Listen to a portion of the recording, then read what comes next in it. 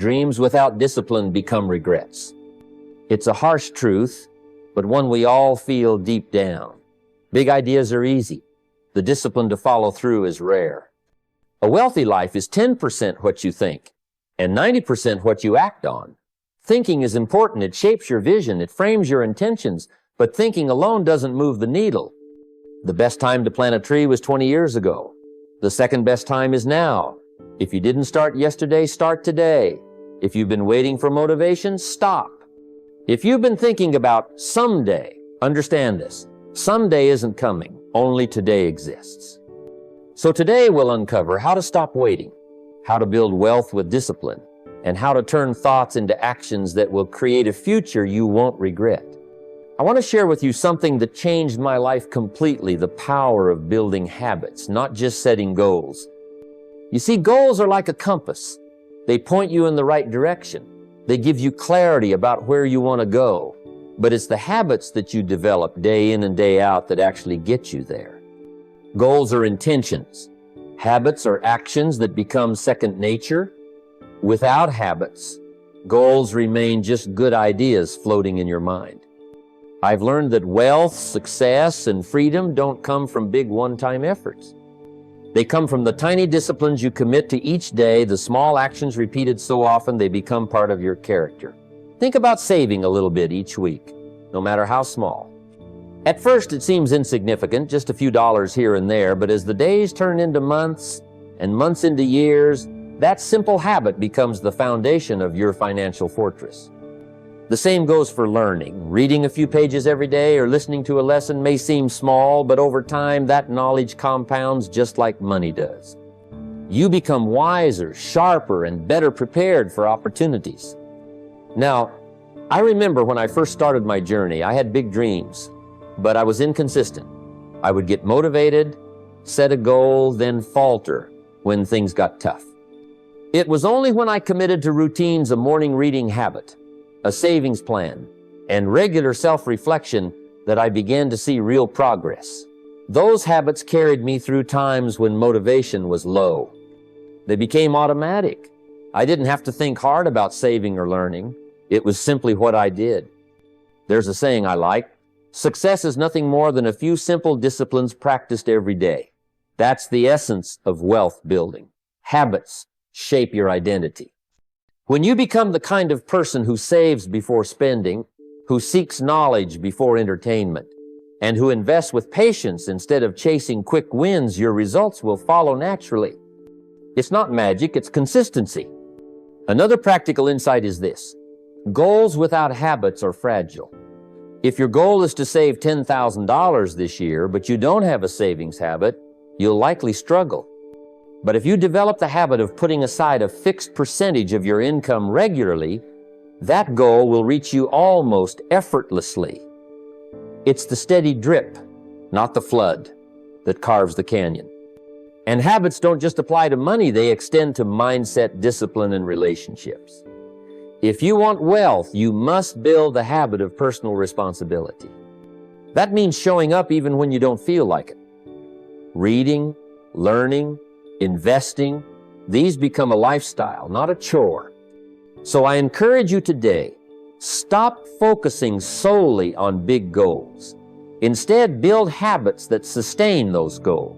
Start small. Make saving a weekly ritual. Read just a page or two daily. Review your progress regularly. Over time, these habits will weave together to create a life of financial freedom and success. Remember, wealth isn't created overnight. It's the product of small, consistent actions, repeated daily until they become a part of who you are. When you focus on habits, you take control of your future, and that is where true power lies. Let your habits build your future, not your fleeting goals. There's a lesson that I learned early on, and it has stayed with me throughout my journey. Failure is not the enemy of success. It's one of its greatest teachers. Too many people get stuck thinking and planning, waiting for the perfect moment, the perfect plan, the perfect opportunity. But thinking alone won't teach you like doing will. You have to start. You have to act. You have to take that first step even if you're not fully ready. I remember when I began, I had no fancy education or clear-cut path. What I did have was a willingness to try, to fail, and to learn. I stumbled many times, lost money, made mistakes. But every failure was tuition, a costly but invaluable lesson that shaped my future decisions. It taught me what to avoid, what to improve, and where to focus. Instead of fearing failure, I learned to embrace it, to seek it out as fast as possible, because I knew that the faster I failed, the faster I learned. This is something you have to accept if you want to build real wealth. The road to financial success isn't paved with guarantees. It's full of trial and error. When you're stuck waiting for the right moment or the perfect plan, you're really just delaying your education. You can read books, attend seminars, and listen to advice, but until you start doing, you haven't truly learned. So, start. Put yourself out there. Take action. If you stumble, don't retreat, adjust, reassess, try again. The process of failing faster and learning faster accelerates your growth. It refines your skills and sharpens your instincts. That's the difference between those who stay stuck in the paycheck cycle and those who build wealth. In my own life, the moments when I failed the hardest were the moments when I grew the most. Each setback was a stepping stone. Each mistake was a lesson in disguise. When I look back now, I realize that without those failures, I wouldn't have developed the resilience, discipline, or wisdom I have today. You must be willing to risk being uncomfortable, to risk making mistakes, because that's how wealth is created, by taking imperfect action, learning from it, and improving relentlessly. Remember, the clock is ticking. Don't wait to be perfect. Fail faster, learn faster, and grow faster. That's the pathway to true financial freedom. There's a powerful shift that happens when you start acting like the money is already yours. It's not about pretending to be wealthy or living beyond your means. It's about training your mind to operate from a place of abundance and confidence. When you think and behave as if you are already entrusted with wealth, your decisions begin to change in ways that set you on a path to true financial freedom. I learned this truth firsthand. Early in my journey, I was broke, uncertain, and hesitant. But I realized that if I waited to feel wealthy before making wise financial decisions, I would never move forward. So I started thinking like a wealthy man, not just dreaming about the riches, but adopting the mindset of responsibility, stewardship, and growth. This change in perspective influenced how I handled money, how I invested my time, and how I approached opportunities. Acting like the money is already yours means you treat every dollar as a seed, not just a coin to spend. You become more intentional about saving, investing, and building assets. You stop making impulsive purchases and start making strategic moves. It also means you carry yourself with the confidence of someone who knows wealth is within reach, and that confidence opens doors and creates possibilities. This mindset shift impacts more than just finances. It changes your relationships, your habits, and your goals. You start surrounding yourself with people who think big, who take responsibility, who believe in growth. You begin to set higher standards for yourself and refuse to settle for less than you're capable of achieving. Think of it like this. The universe responds to the energy you project. When you operate as if you're already wealthy, you attract opportunities, ideas, and partnerships aligned with that reality. You stop reacting out of fear or scarcity and start creating from a place of abundance and power. In my own life, I recall moments when acting as if gave me the courage to invest in myself and take risks others thought foolish. Those moves planted the seeds for the fortune I built later on. It wasn't about luck, it was about disciplined belief and consistent action. So, don't wait for wealth to show up before you act. Start behaving like it's already yours. Handle your money, time, and decisions with the wisdom and responsibility of a millionaire, and watch how your world begins to transform. Remember, wealth is as much a mindset as it is a bank balance. Act like the money is already yours, and you'll build the life you've imagined. When it comes to building wealth, one of the most overlooked but crucial truths is this: how you treat small amounts of money shapes how you'll handle large sums in the future. The habits you build with $10 are the exact habits you'll carry with 10,000 or even a million. If you're careless with small money, it's a warning sign of what will happen when the stakes get higher. I remember when I first started on my journey, I didn't have much. I had to be careful with every dime I earned. But instead of thinking small money was insignificant, I treated it with respect as if it were a fortune. That mindset shaped my habits: budgeting, saving, investing thoughtfully. I learned that wealth isn't made in grand gestures, but in consistent, disciplined, small steps repeated over time. Think about it. If you lose $10 carelessly, that might not break you today, but it's teaching your mind that money isn't valuable. That attitude gets magnified as the amount grows. On the other hand, when you treat $10 like it's worth 10,000, you build habits of respect, responsibility, and wise decision-making. Those habits compound, just like money, and they determine your financial future. Small money is the training ground for big money. When you're scrupulous about how you manage your smallest expenses, you build financial discipline. You learn to prioritize needs over wants, to avoid impulse spending, and to always seek value. This mindset prevents money leaks and makes sure that every dollar you earn is pushed toward growth, not waste. This principle applies to income as well. Don't dismiss small earnings or side hustles as unimportant. They're the building blocks for larger income streams. Respect every dollar, no matter how small, because that respect forms the foundation for managing millions down the road. In my life, I found that treating small money with great care led me to habits that ultimately attracted bigger opportunities. I wasn't just lucky to get a windfall. I was prepared because I practiced discipline in every financial decision, no matter how small. If you want to build lasting wealth, start by treating small money like big money. Make it a rule that no dollar is wasted, no expense is careless, and every cent is a soldier working for your financial future. When you do this, you'll find your wealth growing steadily and your mindset shifting to think bigger and act wiser. Because, after all, wealth is not about how much you have, it's about how you manage what you have every step of the way. Every extra dollar you earn holds tremendous potential. The question is, what do you do with it? Too often, people let their spare money sit idly, waiting to be spent on something unnecessary or simply forgotten. But wealth doesn't grow by waiting, it grows by action. Every extra dollar should be given a job, assigned a task that helps it multiply, not just pass through your hands without purpose. Think about this. $1 in your wallet is just $1. But $1 invested wisely, whether in stocks, a business, or a savings account, can grow exponentially over time. This is the core principle of building wealth silently and surely. Money doesn't grow by luck, it grows by purpose. Each dollar you have can be a soldier on your financial battlefield, working to build your future even when you sleep. In my experience, the moment I started treating every extra dollar as a worker was the moment my financial situation began to change. I didn't wait for a windfall or a big bonus to invest. Instead, I made a habit of directing small amounts regularly into savings or investments. Over time, those small amounts compounded into real wealth. That's the power of giving money a job.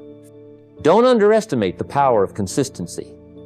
Even if you can only spare a little each week or month, put it to work. Let that dollar grow interest, dividends, or value in some form. The magic of compounding will take over, and what seemed like a small step today will become a giant leap tomorrow. It's also about mindset. When you assign your money a role, you stop seeing it as something to be spent impulsively. You begin to think like an investor, a builder of assets. That mindset shift is as important as the money itself. It changes how you view every financial decision and brings discipline to your spending. If you want to grow rich, don't just earn extra money. Make your money earn for you. Give every dollar a purpose, a job to do, so that your wealth builds quietly and powerfully over time. Remember, idle money is lost opportunity. Put your extra dollars to work and watch how your future starts changing today. Curiosity is one of the most powerful tools you possess on your journey to wealth. It's the spark that lights the fire of innovation, the engine that drives discovery, and the foundation of continuous growth. Without curiosity, your financial life remains stuck in the status quo. And without growth, wealth is difficult to achieve or sustain. When I first began my journey, I realized early on that successful people aren't necessarily smarter. They're more curious. They ask more questions. They read more books. They seek out mentors and experts who have walked the path before them. This curiosity isn't just idle wondering. It's purposeful, focused inquiry aimed at understanding how money works, how business grows, and how markets change. Think about it. Every great idea that has led to wealth began with a question: why does this work? Why? What if I did this differently? How can I solve this problem? Quote, curiosity pushes you to seek out answers and, more importantly, to take action on those answers. It's the bridge between knowledge and income. Learning from others is one of the fastest ways to turn curiosity into cash flow. Surround yourself with those who have achieved the success you desire. Listen carefully, absorb their wisdom, and apply it in your own way. Their experiences shorten your learning curve and save you costly mistakes. Reading is another way to fuel your curiosity. Books, articles, and even podcasts can open your mind to new opportunities and fresh perspectives. Every page turned is an investment in yourself that pays dividends far beyond the cost of the book. But curiosity without action is wasted potential. Ask questions, learn relentlessly, and then take bold steps to apply what you've discovered. Experiment with ideas, test new strategies, and watch how your curiosity begins to generate new income streams. In my life, this thirst for knowledge has been the difference between stagnation and growth. Every breakthrough came after a period of asking, learning, and then applying. Curiosity keeps you flexible, innovative, and ready to seize opportunities others miss. So, if you want to increase your cash flow and build lasting wealth, start by nurturing your curiosity. Make it a habit to question, learn, and adapt. Let curiosity fuel your journey, and watch how it turns ideas into income, one question at a time. Remember, curiosity isn't just for the classroom. It's a lifelong path to financial freedom. Embrace it, and you'll never stop growing. A journal isn't just a book where you jot down random thoughts. It's one of the most powerful tools you can use to build wealth. When you begin to track your wins, your losses, the lessons learned, and your goals, you're creating a blueprint for success that's uniquely tailored to you. This isn't mere writing. It's intentional reflection and strategy in motion. From the earliest days of my journey, I realized that success doesn't just happen by chance. It's crafted through conscious effort, through reviewing what works and what doesn't, and by setting clear targets for where you want to go. A journal helps you do exactly that. When you write down your wins, you reinforce positive behaviors and build momentum. These victories, no matter how small, are proof that your efforts are paying off. They boost confidence and keep you motivated when the path gets tough. At the same time, logging your losses isn't about dwelling on failure. It's about extracting wisdom. Every setback is tuition paid for a better future. Writing about what went wrong, why it happened, and how you'll adjust next time turns mistakes into stepping stones, not stumbling blocks. Tracking lessons learned is the secret to turning experience into wisdom. When you reflect regularly, patterns emerge. Maybe you notice you consistently overspend on certain items, or perhaps you spot opportunities others miss. This insight is pure gold for building wealth. And goals, they're the compass points that keep you moving forward. Writing them down crystallizes your vision and makes your ambitions real. A goal written is a commitment made. Using a journal regularly trains your mind to focus on growth. It keeps you accountable and makes your progress visible. Over time, your journal becomes a map of your journey from where you started to where you're headed. In my own life, journaling transformed my approach to wealth. It was the difference between wandering aimlessly and moving purposefully. Every note was a lesson, every entry a strategy. It gave me clarity and discipline, turning thoughts into actions and actions into results. So, start today. Get a notebook or digital app and commit to recording your financial journey. Write about your daily habits, your wins, your setbacks, and your goals. Review it often. Let your journal be the machine that powers your wealth-building journey. Remember, wealth isn't built in a day. It's built in the consistent, thoughtful steps you take. And the journal is the tool that makes those steps deliberate and unstoppable. When most people think about building wealth, they picture tangible things, money in the bank, real estate, or stocks. But the truth is, some of the most valuable assets you can build are invisible. These are your skills, your reputation, and your relationships, intangible yet incredibly powerful forces that can pay dividends for a lifetime. Skills are the foundation of invisible assets. When you develop a skill that's in demand, you're creating a tool that no one can take away from you. This could be anything from sales ability, leadership, communication, to technical expertise. I remember when I started out, I invested heavily in myself, reading books, attending seminars, and learning from mentors. Those skills not only opened doors to opportunities, but multiplied my earning potential far beyond what any paycheck could provide. Reputation is your personal brand. It's what others think about you when you're not in the room.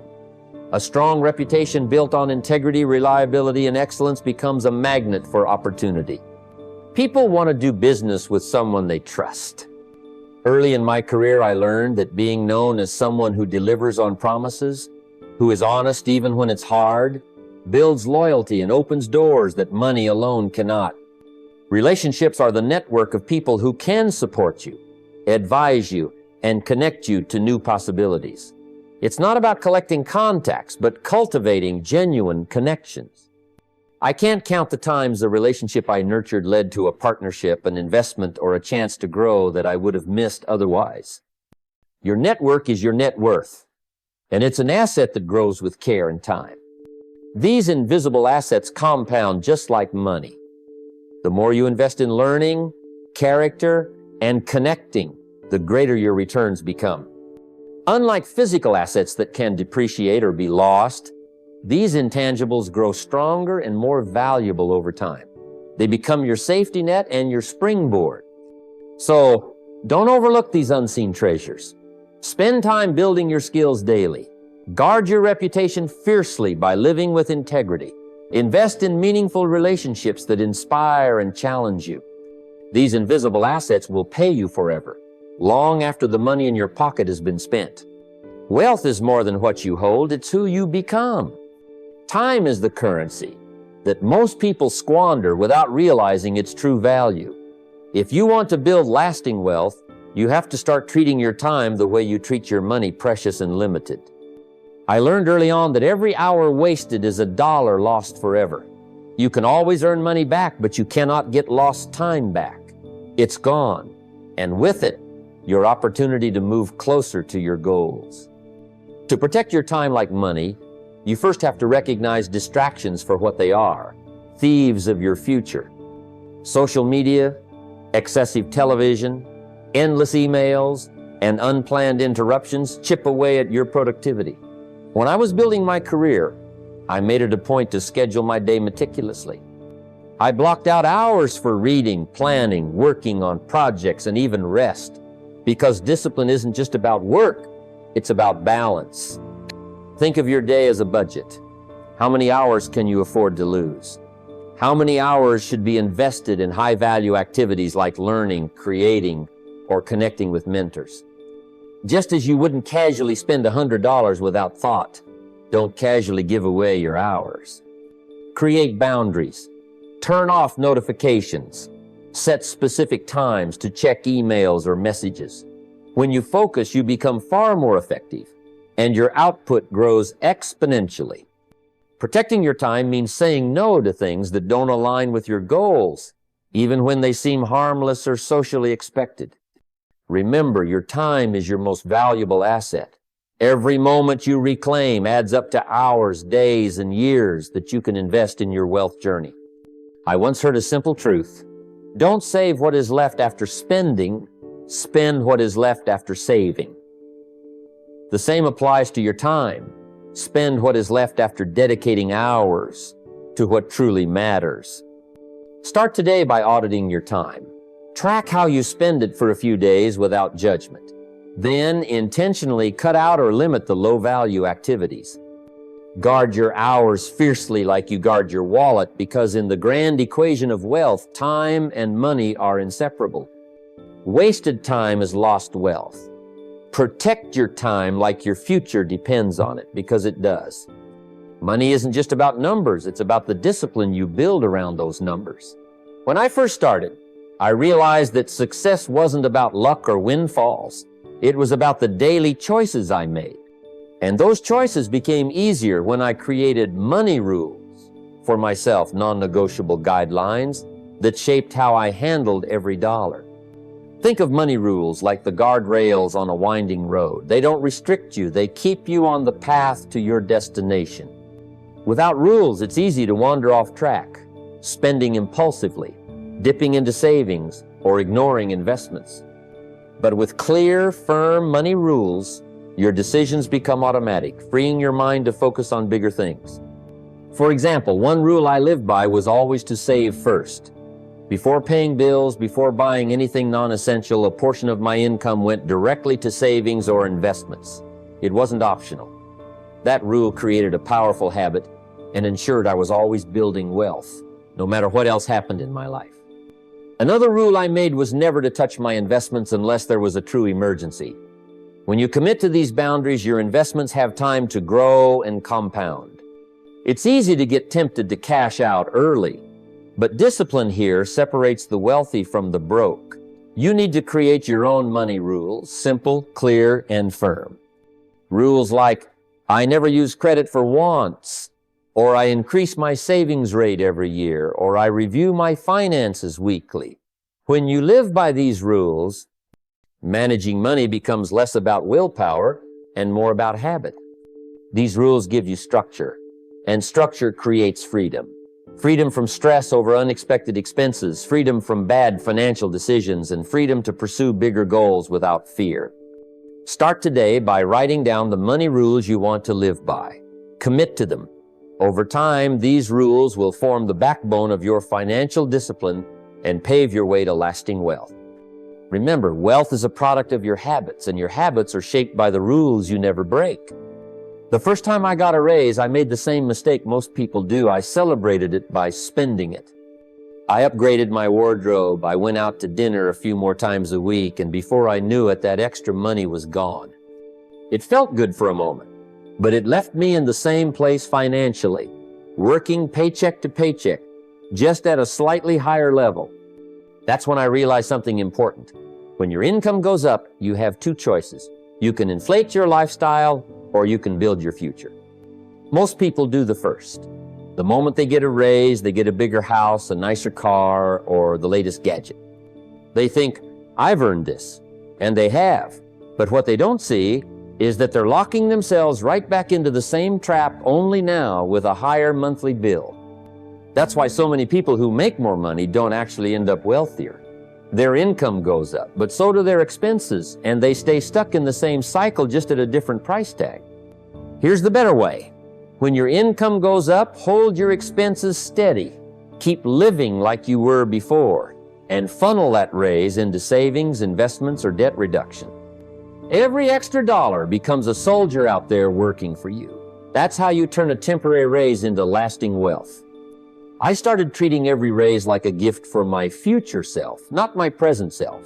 Instead of instantly upgrading my life, I upgraded my financial foundation. If I got a $500 raise, I didn't see it as $500 more to spend.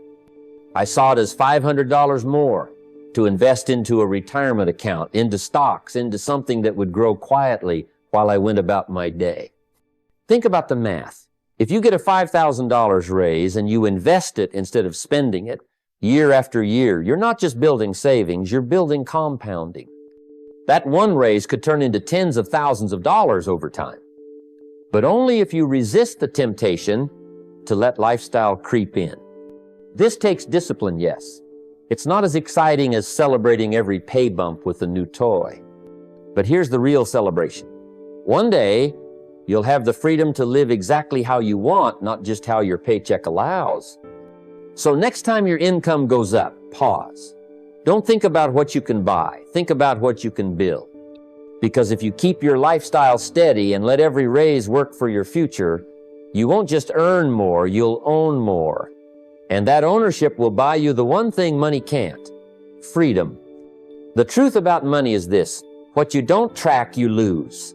Most people don't drift into wealth, they drift into debt, and they don't even see it happening.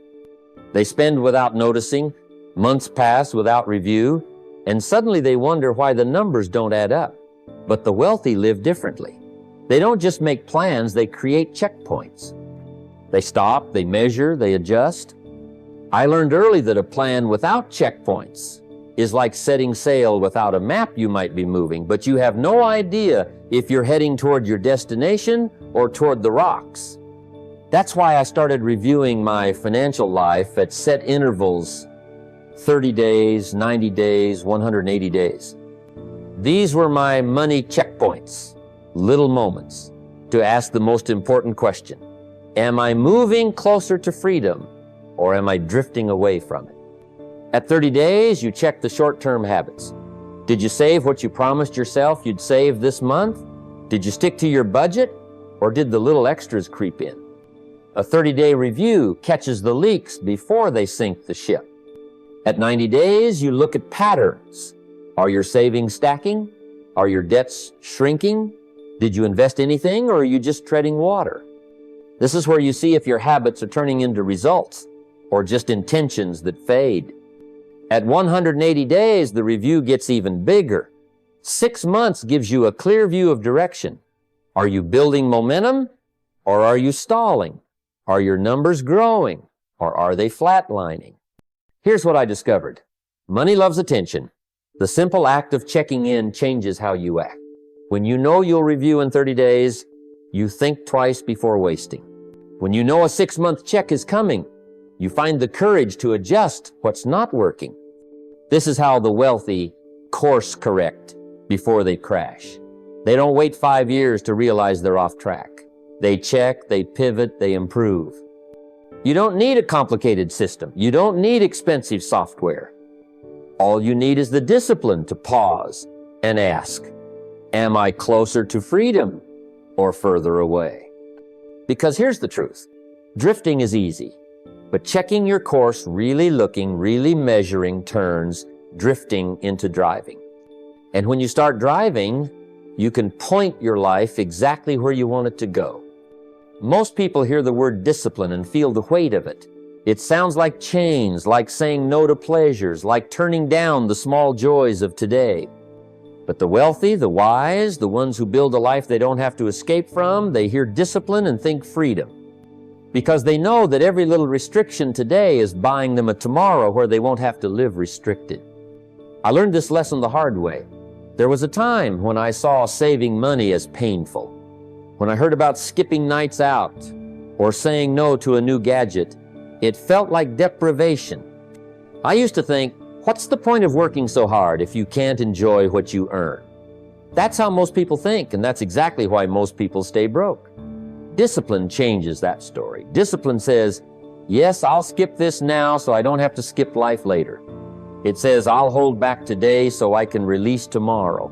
That daily decision to save first, to invest instead of impulse buy, to read instead of waste hours scrolling, it feels like restriction in the moment, but it's writing the script for your freedom. Think of it like planting seeds. When you plant, you can't eat those seeds. You have to put them in the dirt and walk away. That feels like loss until months later, when the harvest feeds you 10 times over. Saving feels like loss. Investing feels like sacrifice. Saying no feels like missing out until you see the freedom it grows into. Every wealthy person I've met had this mindset. They didn't see discipline as punishment. They saw it as leverage. They weren't thinking, I can't buy that.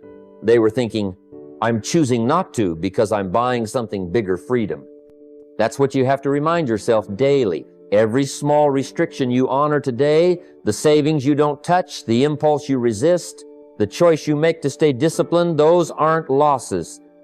Those are purchases. You're buying your future one small act of discipline at a time. And one day, when others are still working for rent, still counting every penny, still chained to a paycheck, you'll be living in the wide open space you bought with those tiny restrictions that turned into freedom. When you're working for someone else, it's easy to fall into the trap of thinking, it's not my business, I'm just here for the paycheck. And that's exactly why most people never rise above that paycheck. They clock in, do just enough to get by, and then wonder why no one ever hands them more responsibility or more opportunity. But here's the truth. The road to wealth often begins long before you own anything. It begins the moment you start thinking like an owner, even if you're still just an employee. I remember when I had one of my first jobs. It wasn't glamorous. I was just another worker doing tasks that barely scratched the surface of who I wanted to become. But I noticed something. Those who treated the place like it mattered to them, like they had a stake in it, always seemed to be the ones who got promoted, trusted, and eventually moved on to bigger things. They didn't just punch a clock. They carried responsibility as if the whole thing depended on them. And in many ways it did. Thinking like an owner means asking better questions. If this were mine, how would I improve it? How could this process run smoother? How can I deliver more value than anyone expects? Owners don't wait to be told they notice. They step up, they fix. That's why opportunities find them. Even if your name isn't on the building, your mindset can be. If you start showing up with initiative, treating customers like they're your customers, handling problems like they're your problems, you won't just stand out, you'll create trust. And trust is the currency that buys promotions, mentorship, and even partnership. Some people say, well, why should I go above and beyond if I'm not the owner?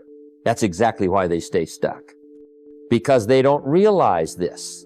Thinking like an owner before you are one is how you earn the right to become one. If you want doors to open, start acting like you already belong in the room. If you want to move from wages to profit, start showing the mindset of someone who creates value, not just someone who collects a check. And one day, that thinking will not only change your career, it will change your life. Most people hear the words delayed gratification and immediately think of suffering, sacrifice, or going without. They picture saying no to everything fun, living like a monk, and grinding endlessly with nothing to show for it. No wonder so many people give up before they ever see results. They think the waiting is punishment. But here's the real secret. Delayed gratification isn't about deprivation, it's about direction. It's not saying no forever. It's saying not yet and turning that not yet into power. When I was young and broke, there were a lot of things I wanted. A nicer car, a better place to live, new clothes that didn't scream cheap. And like most, I could have spent every dollar I earned trying to patch those feelings with little purchases. But I decided to play a different game. I told myself, every time I hold back on something I want today, I'm buying something bigger for tomorrow. I started to see my restraint as an investment, not a loss. That's the shift that changes everything, seeing the future in every choice. When you skip that impulse buy, you're not just denying yourself, you're funding freedom. When you drive the modest car for 5 more years, you're not missing out. You're planting seeds that can grow into something massive later. But here's how you make it feel like a win. You visualize the payoff so clearly it becomes more exciting than the instant pleasure. Picture the home paid for in cash, the investment account growing quietly while you sleep, the freedom to walk away from a job you don't love. When that vision is alive in your mind, saying no to a coffee or a gadget feels like saying yes to that bigger, better future. It's not about giving up joy, it's about delaying small joys so you can afford the great ones. And the day that future arrives, you won't feel like you sacrificed. you'll feel like you won. As we draw this conversation to a close, I want to leave you with a thought that has the power to reshape the next chapter of your life. Your future is not something you stumble into, it's something you design. Every decision you make today is quietly building a tomorrow you will one day have to live in. And whether that tomorrow feels like freedom or feels like regret will depend entirely on what you do with the days you hold right now.